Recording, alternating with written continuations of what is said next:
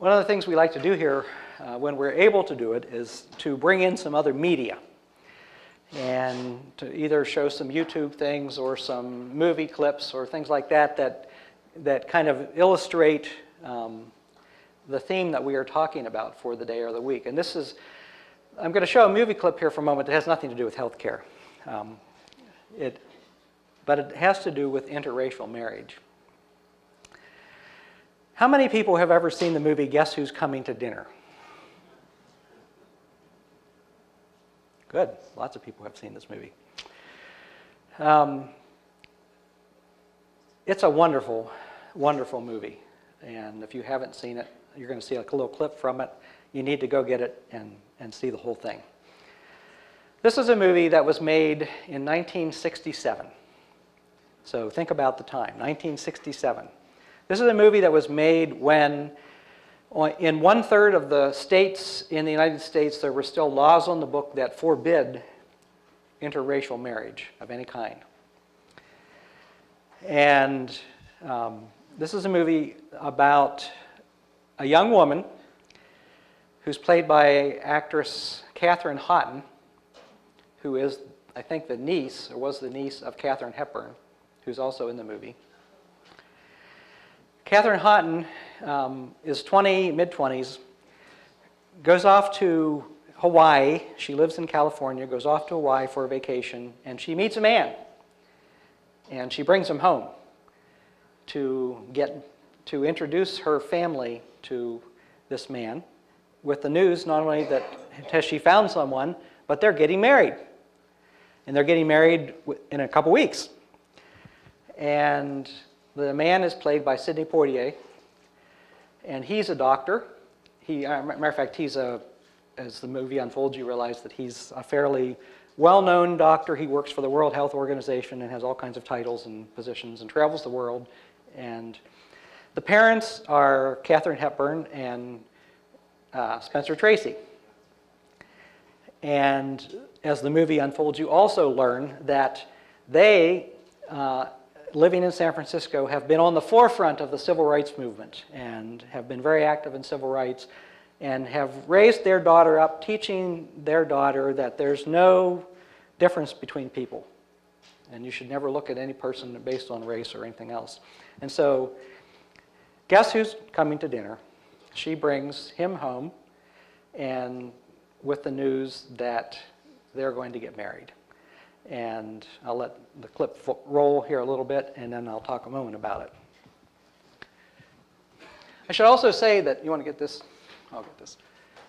Katharine Hepburn and Spencer Tracy made a lot of movies together. And this was the last one. 2 weeks after this movie was finished, they finished making this movie, he died. And she never, it'll be all right. She said she never watched the movie because she couldn't take the pain of watching that. If you need to move to see this, you may need to move to see this clip. Feel free to do that. So again, if you haven't seen this movie, rent it. Or if you have Amazon Prime, as I do, just get on and watch it. It's free. But the great thing about it is that the parents get confronted face to face with a situation that, it's completely surprising to them and that flies in the face of they find themselves dealing with emotions and feelings that fly in the face of everything that they've said they believe their entire lives. And so how do they deal with that? And so the movie, as it unfolds, they wrestle with their own feelings about their daughter getting married to a black man. And then she invites his parents to come for dinner too. So they show up, and they're just as unhappy also about the whole situation. So and eventually, I won't spoil it if you haven't seen it, it gets resolved. It's an old movie, so it has a happy ending.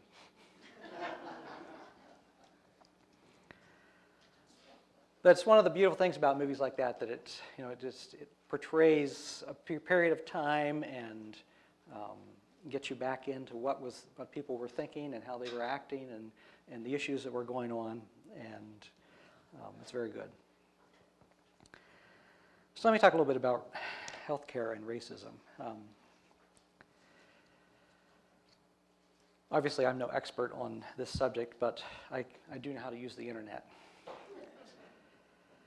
And if you get on the internet and you do some studies or some research, Emily's already tired of me talking.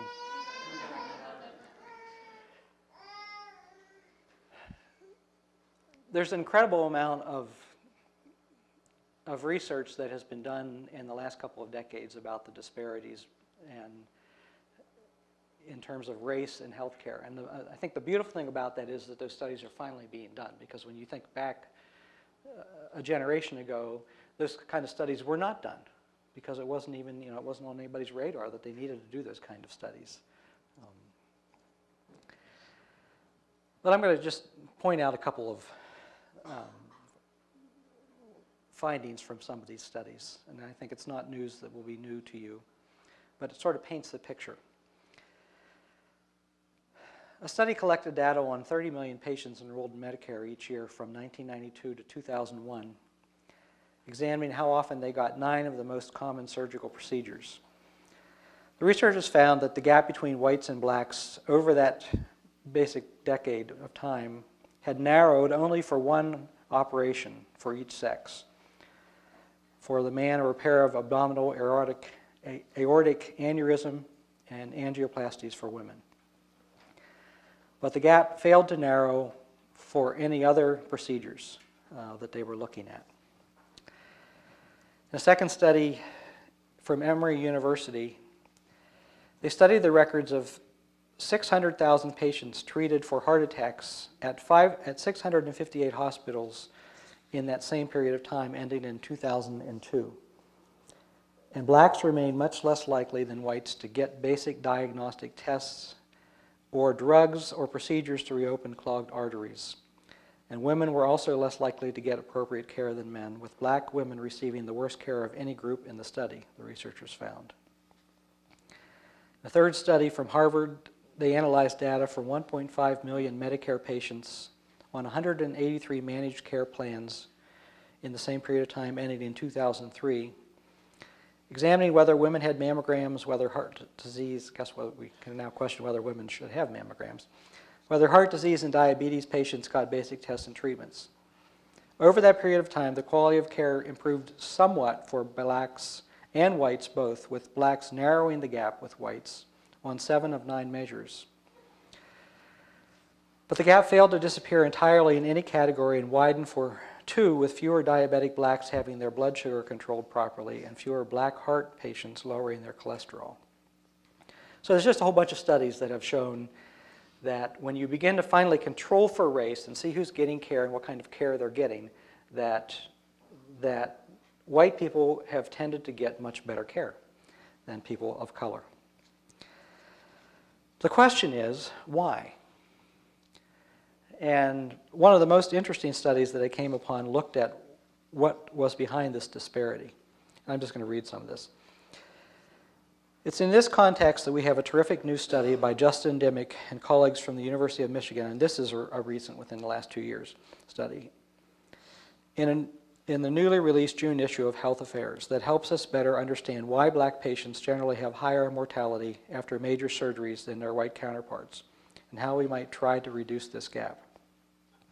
Dimick and co-authors began with the observation that we've known for some time, that black patients more often receive surgical care at lower quality institutions, that is, hospitals that have high mortality for both their white and black patients. What we haven't known is why black patients end up in lower quality hospitals. The conventional wisdom has been that black patients live in neighborhoods with poor quality institutions, and they, like everybody else, usually are nearest hospitals. So Dimick and colleagues sought to test this hypothesis, and the results, in fact, they found the opposite. When it comes to surgical care, black patients are more likely to live near a high-quality hospital with lower mortality rates for all patients. Yet surprisingly, they are likely to bypass these institutions to receive care at lower quality hospitals. Why? One might question whether a large part of why black patients receive care at low-quality hospitals is historical. Until 1964, so think about this movie, it was made in 1967, and it was later in 1967 that the Supreme Court struck down the laws against interracial marriage. Until 1964, hospitals were legally segregated institutions, with most hospitals only caring for white patients and a smaller number caring only for black patients. Even with the advent of Title VI of the Civil Rights Act, which ended formal segregation in U.S. hospitals, long-standing patterns have proven hard to change. Doctors who work and serve in predominantly black communities may continue to make referrals to traditional minority-serving hospitals. For those of you who work in the medical field in the Twin Cities, do we have traditional minority-serving hospitals? Yes? Not purposefully. Geographically.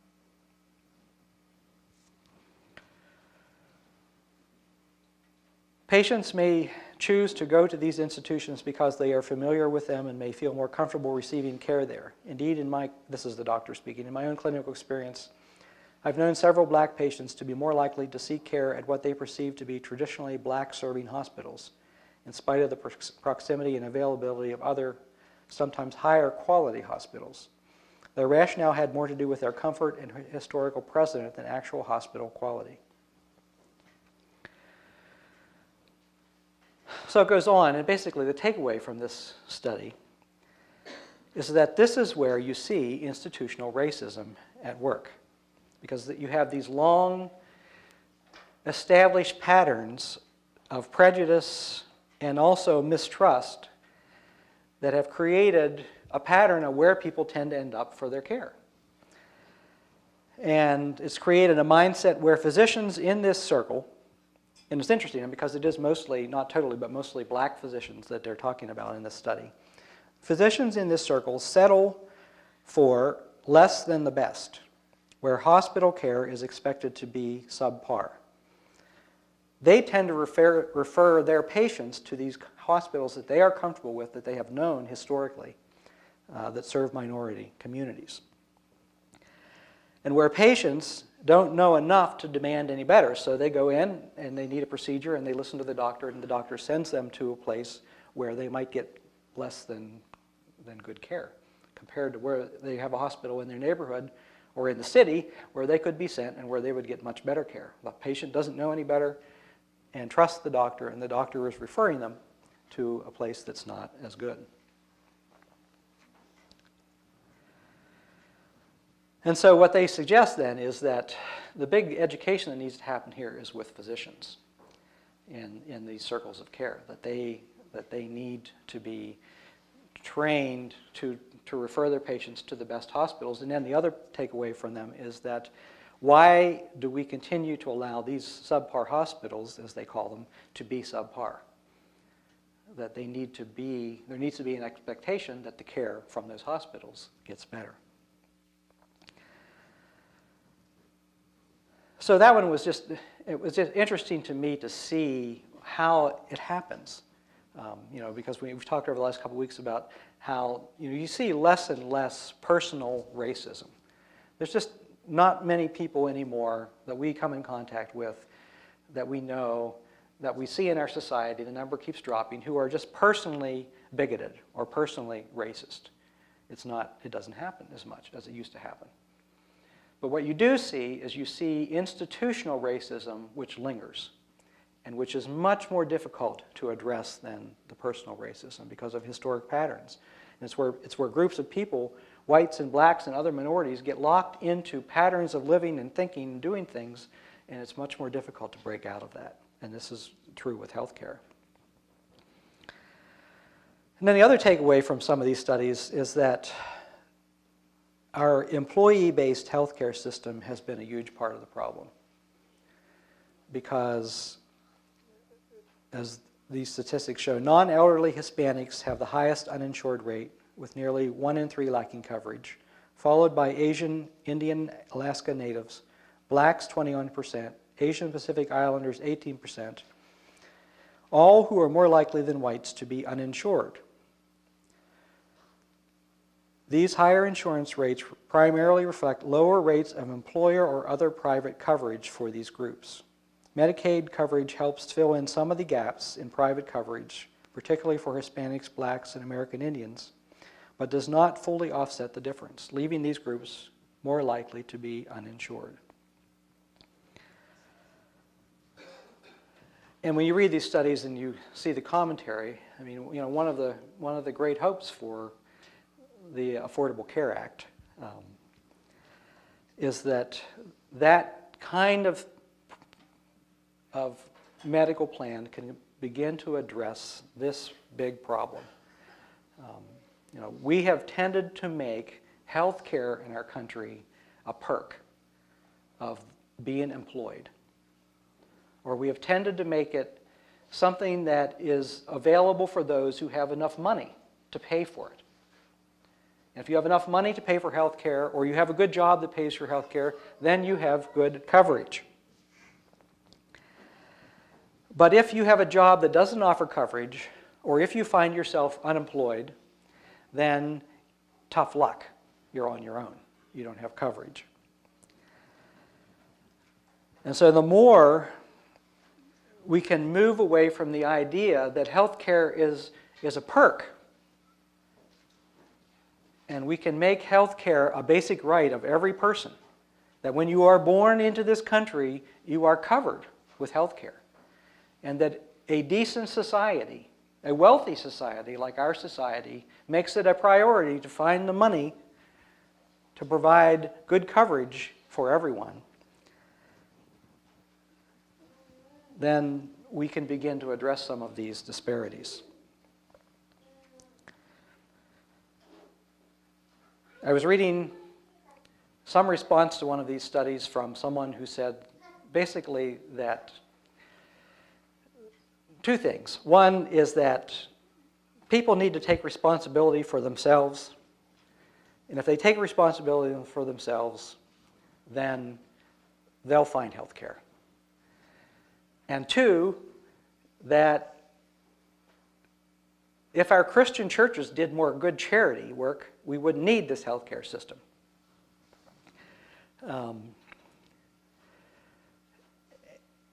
That's just wrong. Both of those are wrong. When you have a country as big as our country is, with all of the people that we have in our country, there is no possible way in the world that tens of thousands of churches, as many churches as there are, can possibly take care of people in that way. I mean, there was a time when Christian churches did a lot of charity work, and that was the only help that people got when they got sick, was if they were part of some faith community, that faith community took care of them. But our medical system has evolved so much, it has become so expensive, that there is no possible way for the churches to step in and fill that void. It just cannot be done. Which is not to say that churches should not be involved in helping people. But regarding the personal responsibility part, I just think of the consistent message of the scriptures that so many of those people quote, or so many of those people claim that they are reading and quoting from. One of my favorite prophets is Amos. And I love his imagery. Hear this word, you cows of Bashan. He's talking to the wealthy people. He's likening them to fat cows. Who are on Mount Samaria, who oppress the poor, who crush the needy, who say to their husbands, bring something to drink. The Lord God has sworn by his holiness, the time is surely coming upon you when they shall take you, this is the imagery, when they shall take you away with hooks, even the last of you with fish hooks, through the breaches in the wall you shall leave, each one straight ahead. So you're imagining them being yanked through the walls of the village with fish hooks. And flung out into Harmon, which is another word for hell. But the point is, the imagery aside, is that You get this consistent message in these prophetic that there's no such thing as just individual responsibility. That the people of Israel are a collective. And that those who lead the people of Israel and those who are wealthy within the people of Israel have a special responsibility as leaders and of those who are wealthy to respond collectively as a people to the needs of the poor.